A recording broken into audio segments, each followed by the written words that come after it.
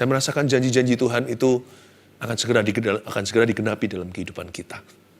Jikalau Anda menanti-nantikan untuk waktu yang lama, jangan kecewa. Hari ini saya membawa satu firman Tuhan berjudul Rahasia 100 kali lipat. Anda bisa tulis judulnya. Ya, rahasia 100 kali lipat. Sebenarnya menghasilkan 100 kali ganda itu tidak mustahil sama sekali. Asal kita mengerti kuncinya. Jikalau kita mengenali kunci yang dari Allah, hidup kita akan berubah. Kita buka bersama-sama di kitab Kejadian, pasal yang ke-26, ayat 12. Cerita tentang Ishak, keturunan Abraham. Kita juga keturunan Abraham loh.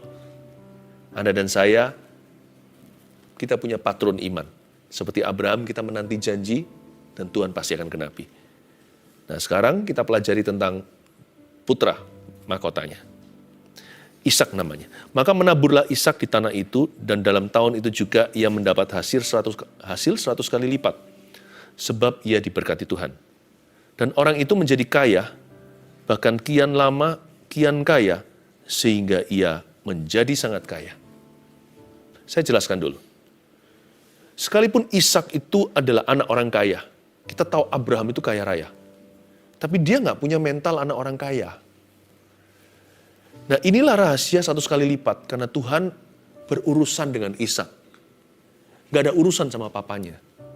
Kalau kalau kita mau ikut sama Tuhan Yesus, ikutlah secara pribadi, jangan ikut-ikutan. 100 kali ganda itu dimulai dengan benih saja. Segala sesuatu yang besar dimulai dengan biji. Dan Ishak itu mengikut Tuhannya secara pribadi. Lalu dia nggak idle atau lazy. Dia nggak malas. Yang pasti Tuhan nggak bisa berkati kemalasan. Tuhan nggak mau. Tuhan nggak sudi. Tuhan nggak bersedia memberkati orang yang suka lelet. Orang yang suka buang-buang waktu. Orang yang suka beralasan melulu. Maka menaburlah Ishak di tanah itu. Orang ini langsung kerja, nggak banyak bicara. Bahkan kalau susah, menaburlah dengan mencucurkan air mata. Pasti engkau akan menuai dengan sorak-sorai, karena itu firman Allah. Membawa pulang berkas-berkasnya. Nggak perlu dibantu tuh firman digenapi. Firman akan genap sendiri. Setiap firman yang keluar dari mulut Allah tidak akan kembali sia-sia. Maka menaburlah Ishak di tanah itu. Dan dalam tahun itu juga ia mendapat hasil 100 kali lipat, sebab ia diberkati Tuhan. Ini yang saya sebut blessing upon hard work. Hanya karena Tuhan itu sanggup memberkati, bukan berarti kita boleh asal-asalan. Ishak itu menabur di tanah itu. Kata menabur itu disengaja. Kata menabur di situ sungguh-sungguh. Bahkan kalau perlu dengan pengorbanan. Bukan hanya mencucurkan air mata, keringat juga. Maka menaburlah Ishak di tanah itu. He was a hard worker. Dia adalah seorang pekerja keras. Ini yang saya sebut dengan berkat Tuhan atas kerja keras manusia. Meskipun demikian, bukan kerja keras kita yang mendatangkan berkat itu. Sebab jikalau bukan Tuhan yang membangun rumah, sia-sialah kita membangunnya. Jikalau bukan Tuhan yang menjaga kota, sia-sialah kita sampai ngelembur-ngelembur hingga pagi. Berkat atas kerja keras itu dibutuhkan. Kerja keras saja nggak cukup. Berkat saja nggak cukup. Karena kalau Tuhan memberkati seseorang, tapi orang itu malas-malasan, dia bocor kiri kanan. Tapi kalau orang itu ateis hatinya, tidak percaya akan berkat Allah, dia merasa kerja kerasnya yang mampu mengangkat dia. Bahaya nanti kalau dia sudah sukses, dia sombong hati. Dia merasa itu semua karena dirinya gigih. Tapi juga nggak tentu loh. Orang ada yang kerja keras juga nggak menghasilkan apa-apa. Jangankan 100 kali ganda, 1 kali lipat aja mungkin tidak terjadi. Karena Tuhan tidak memberkati. Berkat atas kerja keras itu penting kedua-duanya. Karena itu carilah dahulu kerajaan Allah. Serta kebenarannya, maka segala sesuatu akan ditambahkannya. Jangan sekedar hanya kerja, ngumpulkan harta. Saya nggak hanya bicara tentang harta duniawi loh ya. Apapun yang Anda kejar dan usahakan di hidup ini, kalau Anda dan saya tidak cari Tuhan dulu, ujungnya sia-sia. Sia-sia membangun rumah, kalau bukan Tuhan yang membangunnya. Sia-sia mengawal kota, kalau bukan Tuhan yang menjaganya. Berkat atas kerja keras itu dibutuhkan. Dan belajar dari anak orang kaya yang tidak punya mental anak orang kaya. Tapi mentalnya pekerja keras, Ishak namanya. Jadi orang kayak gini, nabur saja. Menabur. Ya. Hukum tabur tuai itu ada. Hukum tabur tuai itu nggak fair. Hanya dari sisi ini. Apa yang kita tabur, nggak sebanding dengan apa yang kita tuai. Karena Tuhan membuat orang yang menabur dengan taat dan setia, membawa pulang berkas-berkasnya. Nah itulah yang disebut Tuhan melebihi jeripayah Anda dan saya. Makanya ketika kita membawa tuaian pulang ke rumah, tidak bisa kita berkata karena jeripayah. Itu semua berkat Allah. Nggak sebanding soalnya pengorbanan yang kau berikan dengan berkat yang kau bawa pulang. Itu semua adalah berkat Allah. Tapi Allah membutuhkan benih dan biji dari dirimu. Tuhan mau melihat kesungguhan hati. Sebab Allah tidak suka orang yang setengah-setengah. Dan orang itu menjadi kaya, bahkan kian lama, kian kaya, ayat 13 katakan. Sehingga ia menjadi sangat kaya. Terjadi proses ya, terjadi progres. Orang itu menjadi kaya. Kian lama, kian kaya. Lalu menjadi sangat kaya. Bukan hanya bicara soal materi, tapi karakternya juga. Makanya itu di ayat 13, kita diingatkan dilarang malas. Alkitab mengatakan di kitab Amsal, tangan yang rajin menjadikan kaya. Tapi tangan yang malas mendatangkan kemiskinan. Lipat tangan sebentar lagi, tertidur sebentar lagi. Maka kemiskinan akan menyerbu kemahmu. Seperti musuh mengepung sebuah kota. Ayat 14. Ia mempunyai kumpulan kambing domba dan lembu, sapi, serta banyak anak buah. Sehingga orang Filistin itu cemburu kepadanya. Kok bisa ya? Karena Ishak tinggal di wilayah orang Filistin. Dia bertetanggaan dengan orang Filistin ini. Dia tinggal di tengah-tengah mereka. Makanya itu orang Filistin itu cemburu kepadanya. Melihat begitu banyak kumpulan kambing domba dan lembu sapi serta banyak anak buahnya. Biasalah kalau orang itu cemburu. Kalau manusia sirik itu biasa. Kalau Anda tidak mau satu orang pun cemburu di hidupmu, ya jangan berdampak. Nggak ada orang yang bicarakan, Anda diabaikan. Tapi kalau Anda berpengaruh, Anda menunjukkan buah secara sah. Ya, sekalipun Anda benar di mata Allah, pasti masih akan ada orang yang mencibirmu. Karena dunia ini bukan hanya diisi dengan orang-orang yang punya sifat pemenang, tapi tidak sedikit orang-orang yang bersifat pecundang. Asal Anda dan saya jangan jadi orang demikian. Orang-orang yang kompetisinya tidak healthy. Bukan persaingan yang sehat. Loh, kalau mau berakhir seperti orang tertentu yang sukses, ya kejar suksesmu. Kenapa kita kata-katain orang lain? Orang itu bayar harga, kita enggak. Lalu orang itu berhasil diberkati. Kita terpuruk di sini. Lalu kita iri, nganggur nih, daripada nggak berbuat sesuatu, mending mencibir orang itu. Selalu akan ada orang yang demikian. Orang-orang yang tidak mau maju, orang-orang yang dipanggil juga nggak mau datang, didorong juga tidak mau melaju. Tapi orang-orang ini akan selalu mencibirmu.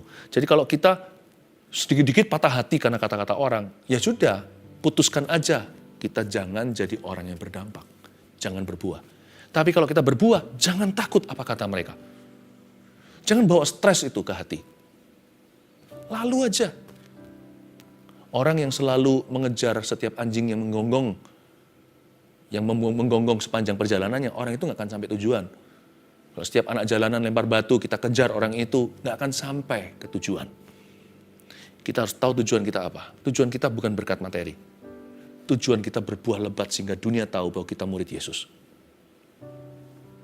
Berdampak, berpengaruh. Ayat 15. Segala sumur yang digali dalam zaman Abraham ayahnya oleh hamba-hamba ayahnya itu telah ditutup oleh orang Filistin dan ditimbun dengan tanah. Lalu kata Abimelek kepada Ishak, raja Filistin, pergilah dari tengah-tengah kami, sebab engkau telah menjadi jauh lebih berkuasa daripada kami. Ayat 15, ada sesuatu yang terjadi secara fatal.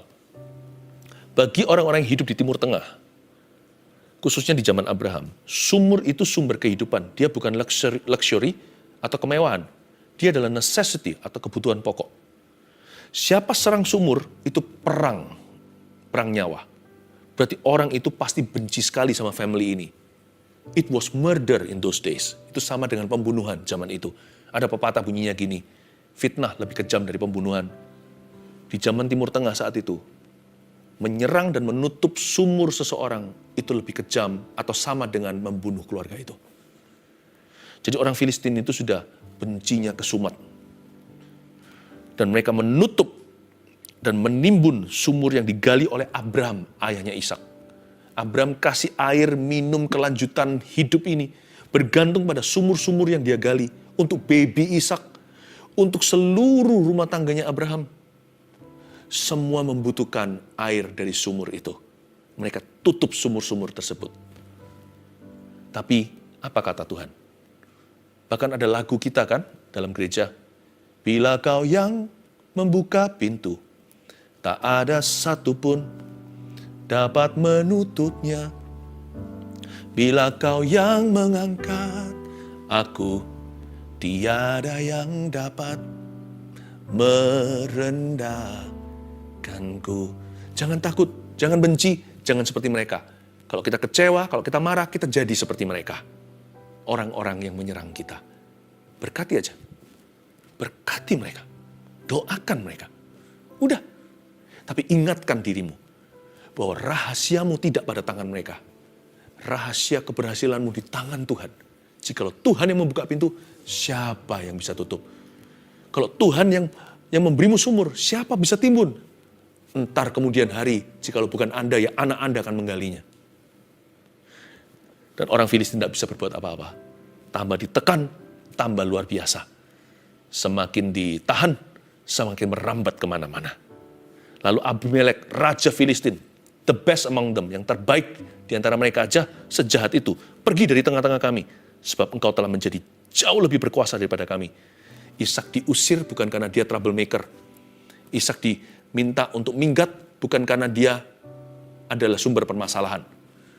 Tapi karena dia sukses, karena dia diurapi, karena dia menunjukkan buah, karena dia dipakai oleh Tuhan. Karena dia dicintai, karena dia dibela. Silahkan kau pergi meninggalkan kami. Kamu jauh lebih berkuasa daripada kita semua.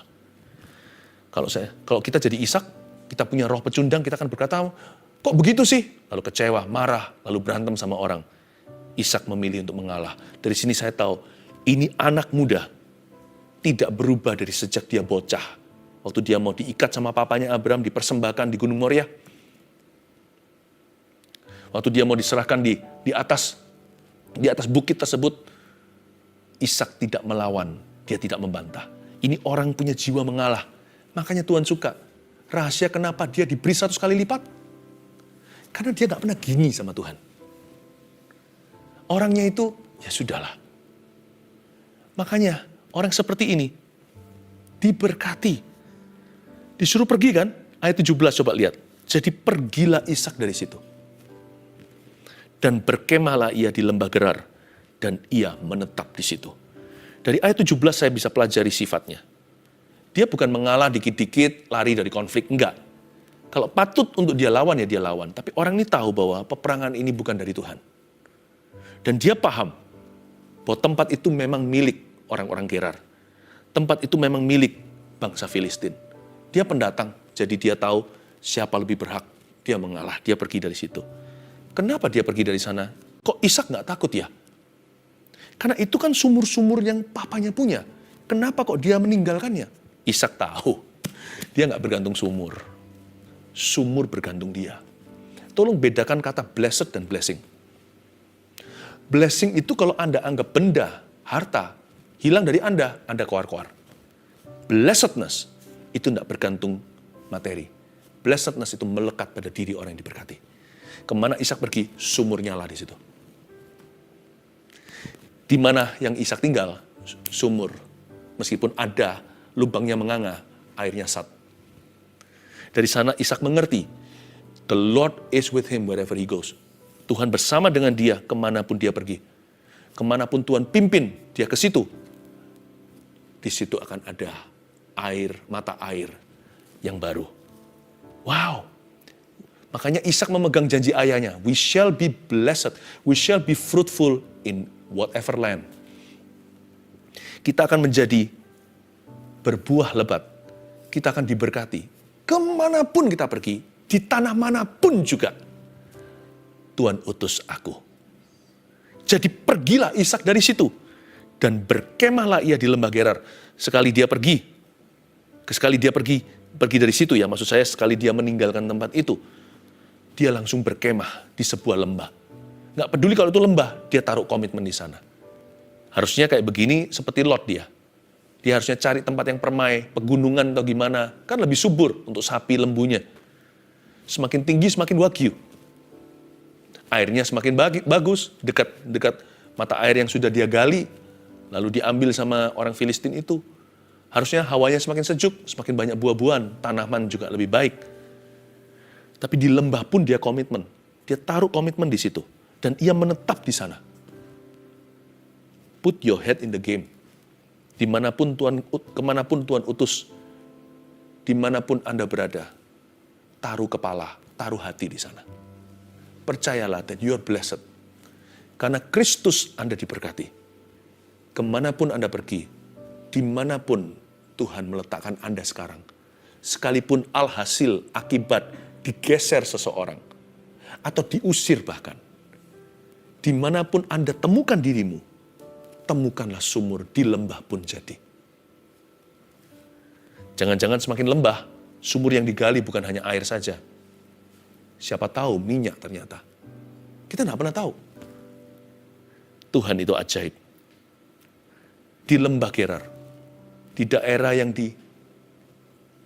diabaikan atau dipandang sebelah mata oleh orang Filistin. Hahaha, di lembah, ya sudah, leave him alone. Kalau dia sudah sampai di lembah, biarin dia. Biarin. Karena pegunungan sekarang aman. Dia ke lembah, Anda lihat ya, sumur.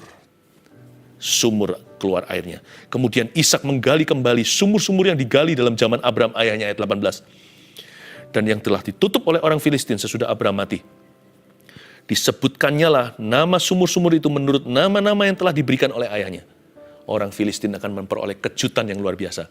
Dikira Ishak akan jatuh miskin, jangankan dia menuai 100 kali ganda, mungkin dia harus hutang kiri kanan mulai sekarang. Terdengar desas-desus, sumur-sumur bermunculan di lembah tersebut. Bahkan orang-orang Filistin, ya, penduduk Gerar, tidak nafsu dengan dataran-dataran yang rendah, lekukan-lekukan bumi itu, yang panas mungkin, yang tandus. Mereka bahkan tidak kepingin ke sana. Sudahlah tempat itu, kasih Ishak nggak apa-apa. Sumur-sumur bermunculan. Dan Ishak ini luar biasa. Dia menyebut nama-nama sumur itu menurut nama-nama yang telah diberikan oleh ayahnya Abraham. Berarti dari sini secara profetik bicara sama kita, bahwa apa yang Allah kerjakan dalam kehidupan orang lain, ketika Tuhan memberkati taburan mereka, berarti juga bisa terjadi sama kita. The same provisions and resources. Ternyata sumur-sumur tersebut diberi nama yang sama, seperti yang diberikan oleh Abraham, menunjukkan kepada kita bahwa ada sumber daya yang sama, berkat-berkat sama, penyediaan yang sama. Yang Anda lihat pada diri orang lain yang diberkati, itu juga bisa menjadi milikmu. Kalau Anda dan saya punya komitmen seperti Ishak, punya iman seperti Ishak, punya kerajinan seperti Ishak, maka saya percaya Tuhan juga bisa membuka sumur-sumur tersebut untuk Anda. Sebab sumur yang sama memberi minum Abraham dan rumah tangganya. Sekarang sumur itu memberi minum Ishak dan rumah tangganya. Roh Kudus yang sama yang mengurapi saya di sini, mengurapi kami. Dia juga bisa mengurapi Anda di situ. Apa yang Anda lihat orang lain alami, kalau yang lain ditolong, Anda bisa berkata dengan GR nggak apa-apa. Saya juga. Namanya sama, healingnya sama, blessingnya sama. Sumur yang untuk minum orang-orang untuk memberi minum Abraham di zamannya, memberi minum zaman ini. Lakukan lagi apa yang kau lakukan di zaman yang lalu. Waktu saya baca Alkitab, saya selalu klaim begini.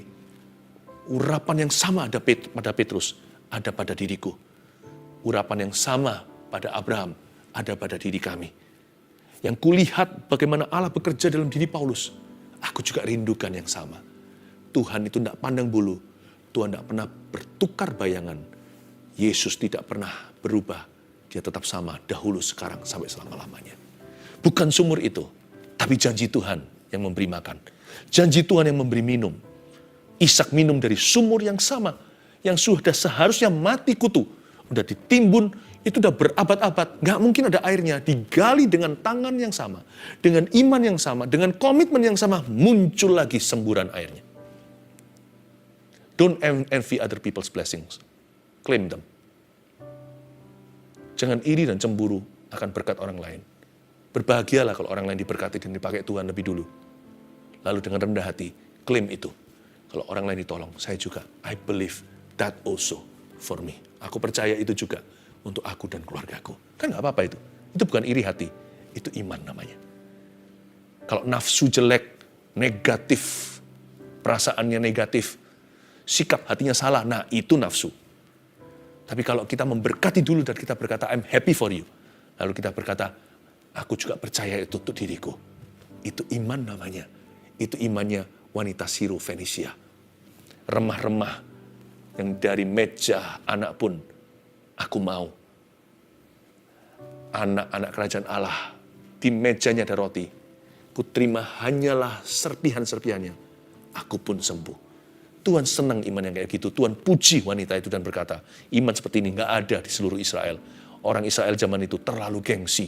Mari kita jangan gengsi ketika mengklaim janji. Berkata, Lord, that is also for me. Itu juga untuk diriku. Amin. Ayat 19. Ketika hamba-hamba Ishak menggali lembah itu, mereka mendapati di situ mata air yang berbual-bual airnya. Ini luar biasa. Karena di zamannya Abraham hanya ada air, tapi di zamannya Ishak berbual-bual airnya. Perbedaannya di sini. Perbedaannya di sini. Zaman papa segini, hanya semata kaki. Zaman Ishak sudah berenang-renang di dalam sungai kehidupan. Tahukah, makin lama pernyataan kuasa Allah akan semakin bertambah sebab waktunya singkat. Tahukah Anda sedang berada di dalam arus deras kuasa kerajaan sorga? Jangan jadi orang kecewa dong. Jangan jadi orang on and off dan menjauhi Tuhan. Jangan jadi orang yang sukanya ngeliatin orang lain. Rugi. Kita berada di ujung zaman di mana kerajaan Tuhan itu tingkap langit terbuka. Bukan supaya kita jadi orang yang serakah, minta harta-harta, bukan ya. Maksud saya adalah pengalaman dengan Tuhan. Minta itu. Lalu bertengkarlah para gembala Gerar dengan para gembala Ishak. Kata mereka, air ini kepunyaan kami. Dan Ishak menamai sumur itu Esek karena mereka bertengkar dengan dia di sana. Kan lucu. Dulu nggak ada yang mau gali. Semua orang meremehkan dan meragukan. Sekali Ishak ada di sana, berbual airnya, langsung mereka klaim. Air ini punya kami. Lalu dirampas dari Ishak. Sumur itu diberi nama Esek karena mereka bertengkar di sana. Tadinya lembah Gerar, orang-orang Gerar, bahkan orang-orang Gerar pun nggak kepingin lembah itu. Udah biarin aja. Itu dijual juga nggak laku. Sekali Ishak menjadikan sesuatu yang lukratif atau menguntungkan, mereka semua mau. Kan begitu selalu. Selalu akan ada orang yang aji mumpung. Saya kira Ishak pasti akan marah. Angkat senjata, ayo perang saudara. Tapi ayat 21, kemudian mereka menggali sumur lain. Dan mereka bertengkar juga tentang itu. Maka Ishak menamai sumur itu Sitna. Sumur kedua digali. Sumur pertama kan membuat bertengkar. Lalu dia begali sumur kedua. Udahlah. Kalau bahasa Chinese-nya, swanlah. Ya udahlah. Udah, dia gali lagi. Membual lagi airnya. Di situ juga dikejar sama musuh. Itu juga punya cuma kita. Itu juga punya kami. Orang yang tidak mau berusaha, hanya mau makan hasil akhirnya. Tapi itu tidak mematahkan semangat Ishak. Kalau kita jadi Ishak harusnya 2 kali bisnis gagal, udah kecewa. Ayat 22, lucu orang ini. Lucunya mengagumkan. Saya lihat orang ini nyantai gitu. Very chill. Ia pindah dari situ dan menggali sumur yang lain lagi. Udah gitu aja. Ya sudah. Gua pindah, gali sumur yang lain lagi. Very cool. Ini orang yang hatinya keren. Tetapi tentang sumur itu mereka nggak bertengkar. Sumur itu dinamainya Rehobot. Ini sumur ketiga. Dan ia berkata, sekarang Tuhan telah memberikan kelonggaran pada kita sehingga kita dapat beranak cucu di negeri ini. Belajar dari Ishak ya, inilah pesannya. Miliki hati yang longgar untuk memaafkan. Untuk melepaskan, let go. Miliki hati yang longgar untuk mengalah. Dan miliki hati longgar untuk memberi. Ishak berkata, ya sudahlah. Hitung-hitung Esek adalah untuk memberkati mereka. Hitung-hitung Sitna adalah mengembalikan ke komunitas Gerar. Aku kan menetap di sini sekian lama. Bukan biaya kuliah. Kan aku nggak berbuat salah. Tapi sebagai amal sosial saya. Nggak apa-apa, let go, it's okay. Lalu dia pergi lebih jauh lagi. Dia tahu kan, dia lebih jauh lagi perginya. Dan dia gali sumur yang bernama Rehobot. Di situ dia berkata, Tuhan beri kelonggaran. Kenapa Tuhan beri dia kelonggaran? Hatinya dia longgar soalnya. Fleksibel, jangan kaku. Ada orang yang masih marah sama orang lain yang merugikan dia di masa lalu. Ada orang yang masih hidup di masa lalunya. Mana bisa menuai 100 kali ganda? Anda masih defisit. Zaman aja gak bisa bedakan. Badan di masa sekarang. Pikiran masih di masa lalu. How can God bless you? Bagaimana bisa menuai? Anda masih bertengkar soal penaburan. Masih, udahlah. Jangan sampai punya hati yang gak terima gitu loh. Jangan sampai punya hati yang seperti itu.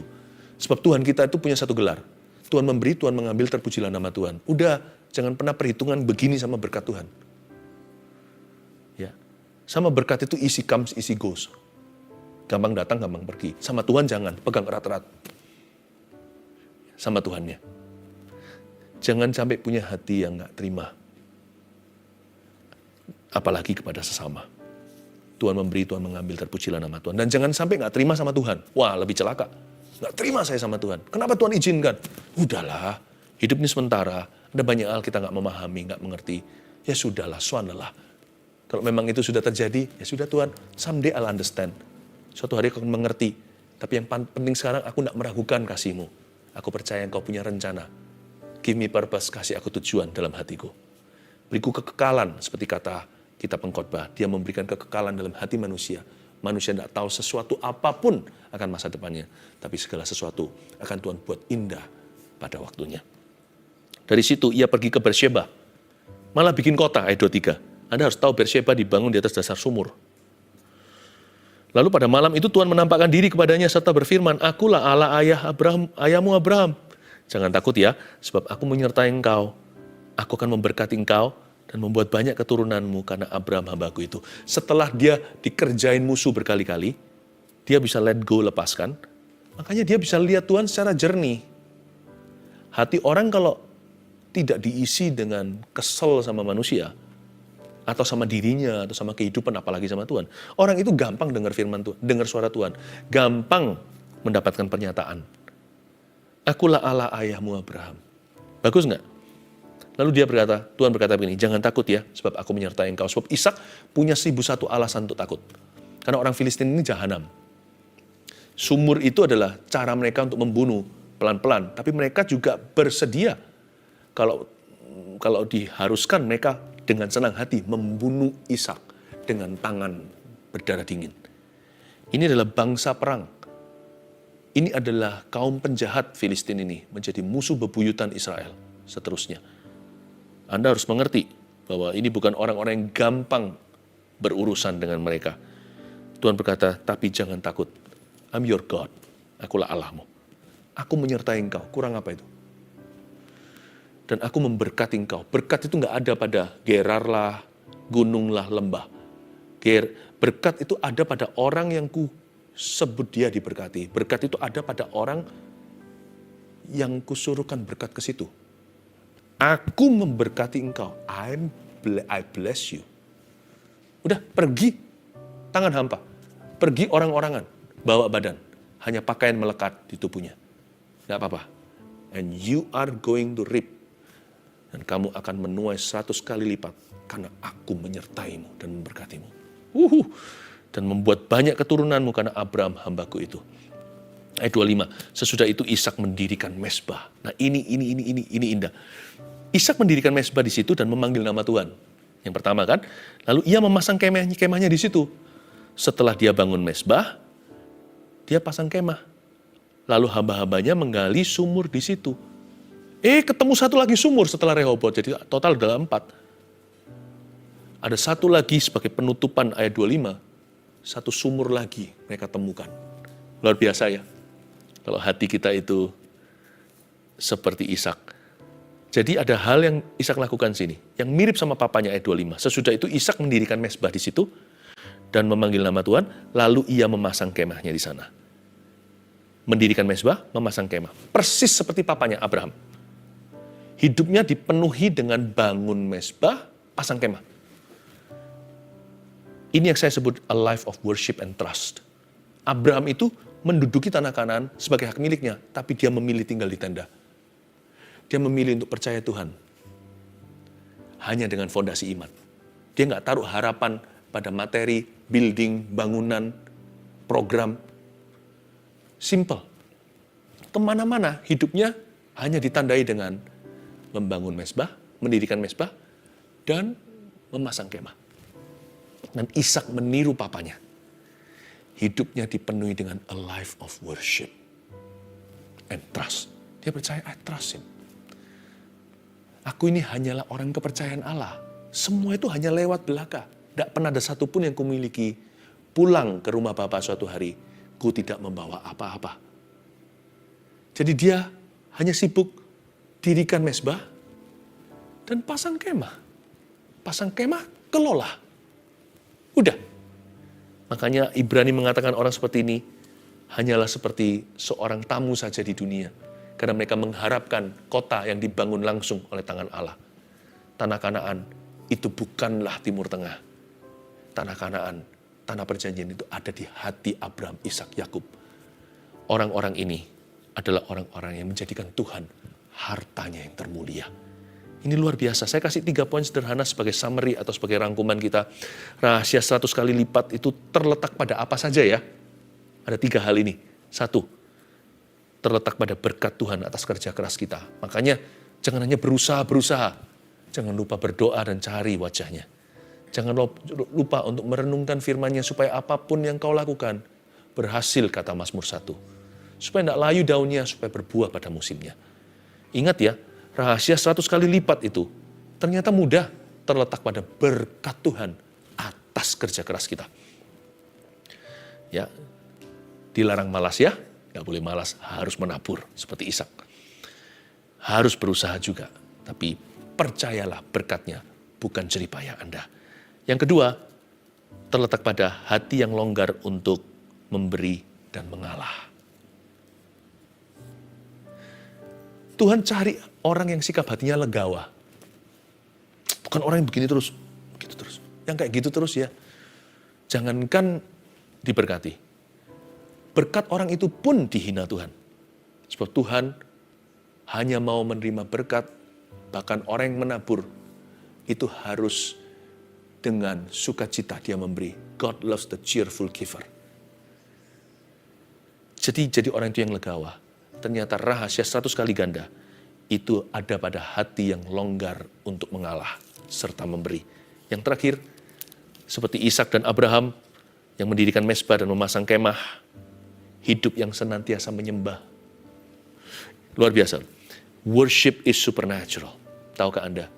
Ishak itu hidupnya diwarnai dengan menyembah, dirikan mezbah. Lalu dia hanya mengelola kemah.